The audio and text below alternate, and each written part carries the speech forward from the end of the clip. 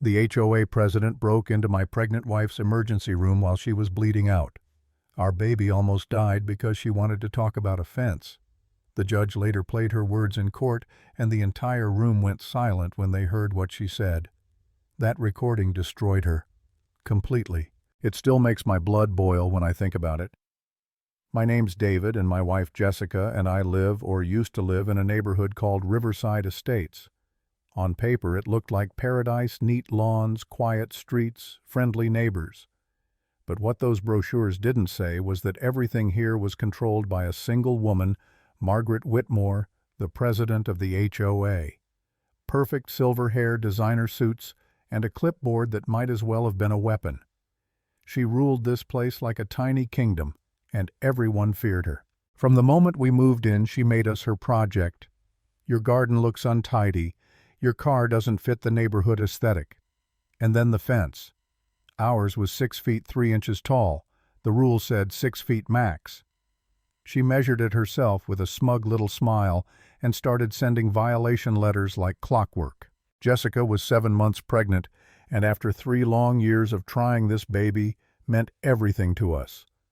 We ignored the HOA nonsense for as long as we could because honestly, who argues over 3 inches of wood when you're painting a nursery and praying for healthy ultrasounds? But Margaret wouldn't stop. She called, emailed, left notes on our door. It was harassment disguised as community standards. Then came that night. Jessica started bleeding out of nowhere.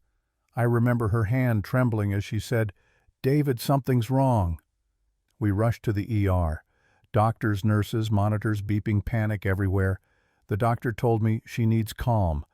Any stress could trigger a serious complication. I held her hand, whispering, everything would be okay, when the door suddenly burst open. Margaret Whitmore, standing there like she owned the hospital. "There you are," she snapped.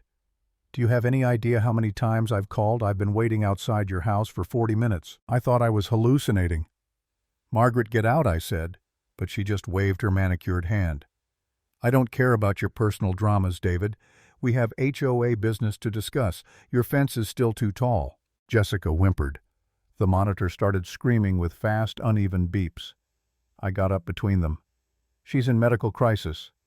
"Get out," Margaret scoffed. "You signed the HOA agreement.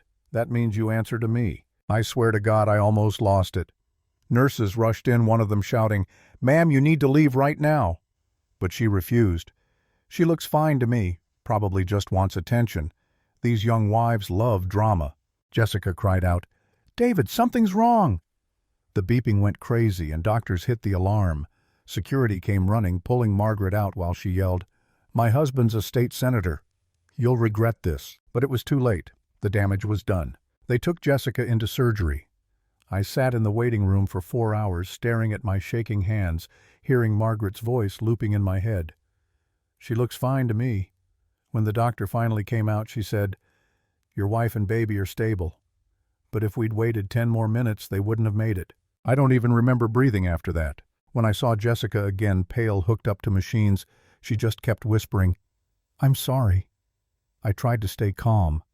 I told her, "No, none of this is your fault." But deep down, all I could think about was Margaret. Her smirk, her words, the sound of her heels clicking as security dragged her away. The next morning, I went to the hospital administration. They already knew what happened. "We reviewed the footage," said James Patterson, the security director. "We have video and audio. Do you want to see it?" I shouldn't have. Watching it broke me. Seeing her storm in while Jessica cried, the monitor spiking, nurses yelling, it was worse than living through it. But then came something new. After she was kicked out, Margaret stayed in the hallway on the phone. The camera caught everything. "Richard, it's Margaret," she said. "That Chin couple from Riverside, she's faking some pregnancy emergency, but I think they're playing it up to avoid fixing their violations. Escalate it to foreclosure. I don't care if it's harsh. People like them need to learn that rules matter." I clenched my fists so hard my nails dug into my palms. James handed me a flash drive. "You'll want to show this to a lawyer." That's how I met Rachel Chin, no relation, just a coincidence. She was sharp, confident, and looked like she'd sued 10 bullies before breakfast. After watching the footage, she said, "This is one of the clearest cases of harassment I've seen. HIPAA violations, trespassing, reckless endangerment.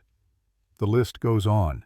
I asked, but can she really foreclose on us over a fence? Rachel smirked. You're gonna love this.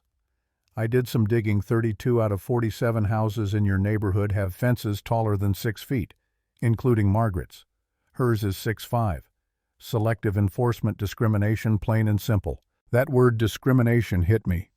I hadn't wanted to think it, but she was right. We were the only Asian family in Riverside. Since day one, Margaret had been on us for every little thing. Your garden's messy, your car's too commercial. She even suggested at a meeting that people like us might be happier elsewhere. Rachel said quietly, she's been trying to drive you out. You and your wife are her target. That night I sat by Jessica's hospital bed. She was asleep, her hand resting on her belly. I whispered, she tried to destroy us. She almost did. And for a second I wondered if it was worth it to fight. She was rich, connected, and powerful. Her husband was a senator. Who was I? Just a guy who built the wrong fence. But then Jessica stirred, whispering, don't let her win, David. Don't let her do this to anyone else. That was it. The moment the fear turned into resolve. We'll fight back, I said.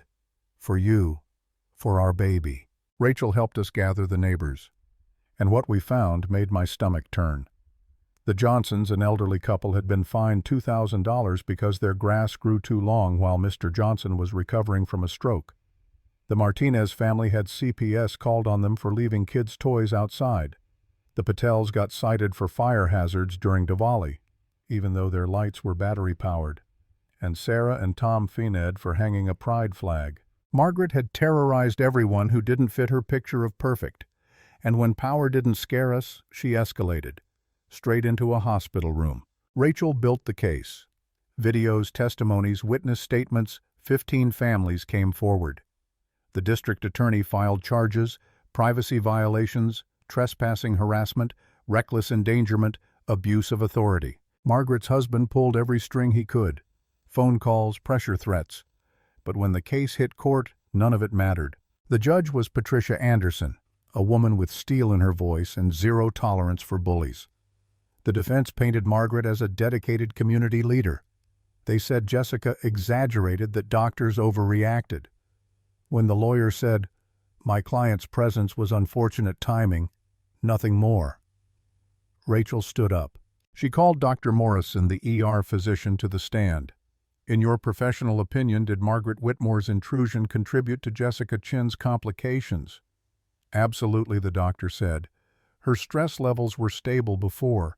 Within 3 minutes of that woman entering, her blood pressure spiked dangerously. If we hadn't intervened, both mother and baby could have died. The room went still. Then Jessica took the stand. 8 months pregnant now, slow but determined. I'll never forget her voice, soft but steady. I begged her to leave, she said. I told her I was scared that something was wrong. She laughed and said I was being dramatic. I could feel my baby struggling inside me. And she was taking pictures and talking about foreclosing our house. Even the bailiff wiped a tear. The defense tried to make her look unreasonable. Mrs. Chin, isn't it true you ignored HOA violations? Jessica looked right at him. We fixed every single one, except the fence she approved until she changed her mind. I almost lost my baby because that woman wanted control. What more do you want? Then came the neighbors. One by one they exposed Margaret's cruelty. Mr. Johnson cried, talking about his stroke. Mrs. Martinez described her kid's fear of opening the door. Sarah talked about hate mail in Margaret's handwriting. By day 5, the evidence was crushing. And that's when Rachel said, Your Honor, the jury deserves to see the footage. Margaret's lawyer shouted, Objection. It's prejudicial. The judge cut him off. Overruled. Play the tape. The lights dimmed. The screen came to life. There she was, Margaret bursting into the hospital room. Jessica's face going pale, the beeping, Margaret waving her phone, shouting about fences and rules, nurses yelling for security, my voice breaking as I told her to leave, her words echoing, she's faking it. I know her type. Then the hallway recording her phone call to her husband. People like them don't belong in Riverside. Gasps filled the courtroom. Judge Anderson slammed her gavel. Order. When silence fell, she turned to Margaret. "Mrs. Whitmore, do you understand what you've done?" Margaret stammered something about enforcing rules, but the judge cut her off. "You entered a hospital room. You mocked a terrified pregnant woman. You caused a medical crisis because your ego couldn't wait one day. You terrorized families for years. Rules matter, but humanity matters more." The jury deliberated for less than 2 hours, every charge guilty. Margaret collapsed in her seat as the verdict was read. HIPAA violations, trespassing, harassment, reckless endangerment, abuse of authority. Her husband buried his face in his hands. When the judge read her sentence, 5 years in prison, $700,000 in damages, permanent ban from any HOA board, Margaret screamed, "You can't do this. My husband's a senator." The judge's voice was ice. "You had rights, Mrs. Whitmore. You forfeited them when you chose cruelty." And that's where it ended. No celebration, no triumph, just silence. The kind that comes after justice finally lands heavy and real. For weeks I couldn't shake her words from my head. People like them don't belong. But she was wrong. People like us belong everywhere. And no HOA, no title, no self-appointed queen of fences will ever change that. Some fences are meant to keep people safe. Others just show how small someone's heart really is.